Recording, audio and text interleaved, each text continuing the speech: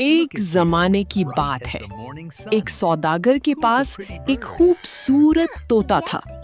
ये तोता बहुत प्यारी और समझदार बातें करता था।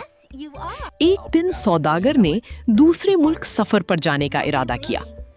उसने घर वालों से पूछा कि वो उनके लिए क्या तोहफा लेकर आए।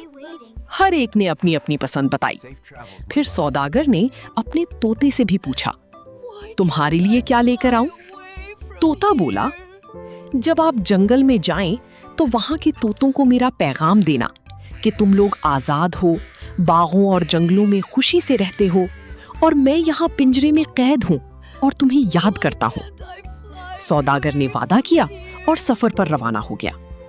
जब वो जंगल से गुजर रहा था तो उसने दरख्तों पर बैठी कई तोते देखे।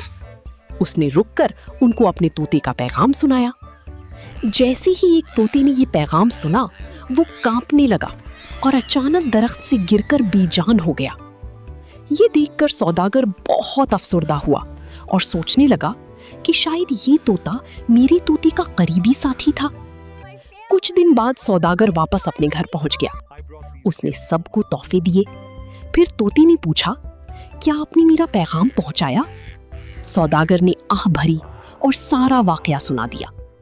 जैसे ही तोते ने ये सुना, वो भी कांपने लगा और फिर पिंजरे में बेजान होकर गिर गया। सौदागर और घर वाले बहुत गमगीन हो गए। कुछ देर बाद सौदागर ने पिंजरा खोला ताकि तोते को बाहर निकाले, लेकिन अचानक तोता जिंदा हो गया और तेजी से उड़कर एक ऊंचे दरख्त की शाख पर जा बैठा। तोता मुस्कुराकर बोला, मेरे दोस्त ने मुझे आजादी का राज सिखाया था। उसने मुझे बताया कि अगर आजादी हासिल करनी हो तो कभी-कभी अपनी जान की कुर्बानी का ड्रामा भी करना पड़ता है। ये कहकर तोता खुशी से आसमान की तरफ उड़ गया। सबक।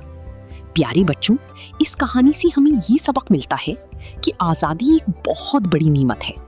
हमें इसकी कदर करनी चाहिए और अपनी वतन से हमेशा मोहब्बत करनी चाहिए।